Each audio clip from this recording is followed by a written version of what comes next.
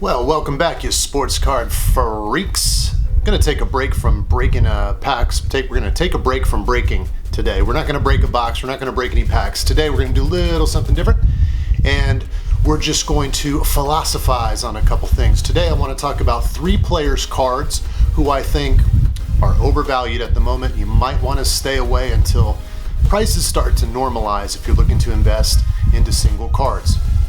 Now, before we get started, before we jump into that, I gotta put a caveat right up front. This is not to say that these players aren't great now.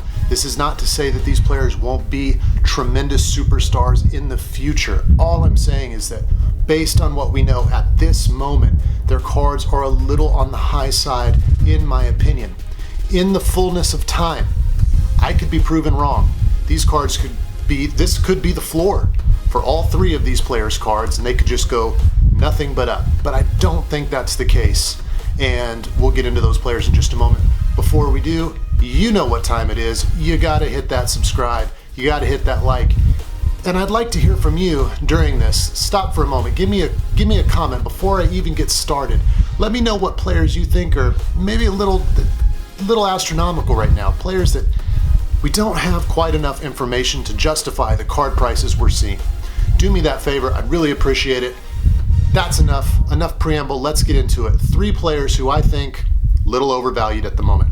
This is in no particular order, so let's start with number 1. Number 1 is the 7-footer from Denver, Bol. Now, the first time I saw Bol trending on Twitter, it was for a scrimmage game where he took a dime from the Joker and was putting in work around the rim. This was a scrimmage game. They had not played a game yet, and he was trending on Twitter, and I went on eBay and I saw cards just starting to move up, and I thought, wow, that's a really strange phenomenon. Now, Bol is the son of Manute Bol, the NBA legend, also a giant man himself.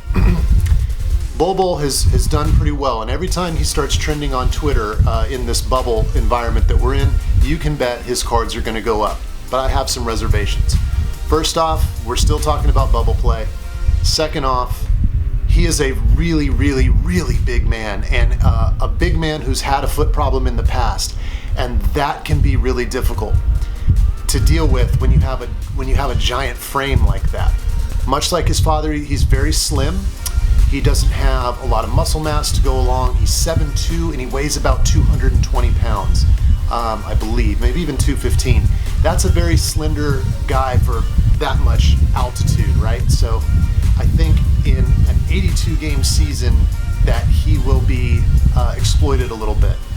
I could be wrong, and I'm willing to be wrong, and I hope I am, because it's actually a pretty remarkable story. Bol and the way his family had to escape from Sudan is really remarkable, and I wish him a wonderful and long career in the NBA. I just think that right now, anytime you see him on Twitter, those cards are going to go boop like this, and it's just not time to get in. Don't buy things when they're at their highest. Buy things on the dips. All right, player number 2 is a player that I'm actually super excited about. Both of these next 2 players I'm actually super excited about. I just think that their cards at the moment are a little high. So again, I keep making this caveat because I don't want anybody to think that I think these players aren't good. I think they're great, but the cards are just not justifying the value. So number 2, let's talk about Kobe White. Kobe White is, I think, going to be something special in the league. 6'5", 220, very athletic. He has an exciting style of play, and his cards keep going up, but here's the problem. He's not playing. The Bulls aren't in the bubble. That's odd, right? No play, cards trending up.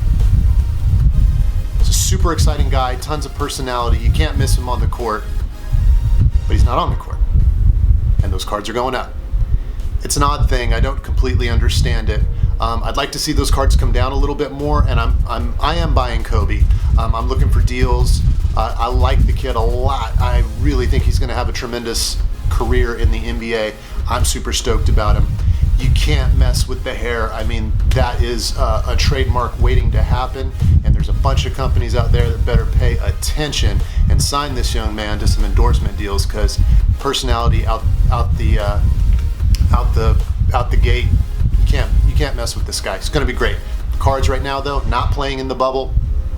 Why are they going up? I'm not sure. They are, though. And I get why people are excited about them. I just don't think it's the right time. Finally, number 3, Keldon Johnson. About the same size as Kobe White, 6'5", 220, playing for the Spurs. I believe he was drafted number 29, if I remember correctly. I think he has an opportunity to really be a star, and part of that is the system in which he is playing. And that system is the Greg Popovich system, and look how many quiet superstars have come out of that system.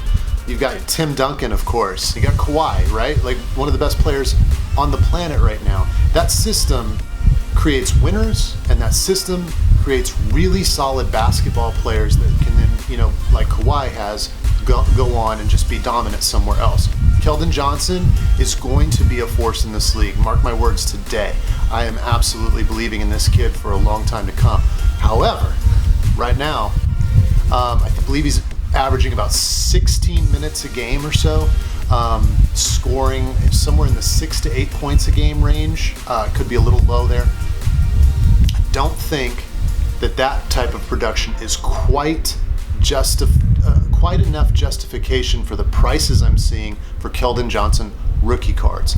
I'm holding a couple from purchasing in the past, and like I said, really believe in him. I know he's going to be in the league for a long time. I just think right now there's such an excitement around rookies, and the fact that he is playing in the bubble, you've got this inflation of prices, so I think you're going to see some of that settle down, and you have a great opportunity to buy a card from a kid who's really going to be a force in the league for a long time. Will he be a dominant guard? Will he be one of those guys that just sets the world on fire and can take over a game? Don't know. But within the Spurs system, he will be a winner, and he will have that mental toughness and that mental acuity that comes from playing with Greg Popovich, because he's already a really smart ball player, and he's just going to get all that downloaded knowledge from the great Pop, and I see nothing but upside for this kid. But right now, I'd wait for a little dip on his cards before you buy. That's it, guys. 3 guys, like I said, who I think are really great players. I'm not taking anything away from their ability on the court. I just think their cards are a little high for what we've seen thus far, and I would wait for a dip. And mark my words, anytime you see Bol trending on Twitter, that is not the time to go to eBay and start looking for his cards. You're not going to find anything in a price range that I think makes sense. Thank you so much. I really appreciate it. Once again, please let me know down in the comments. Did I get it wrong? Did I get it right? Who do you think is overpriced? Who do you think is underpriced? Let me know. Beat me up. Whatever you want to do. I really appreciate it. Thank you so much, and I'll see you on the next video.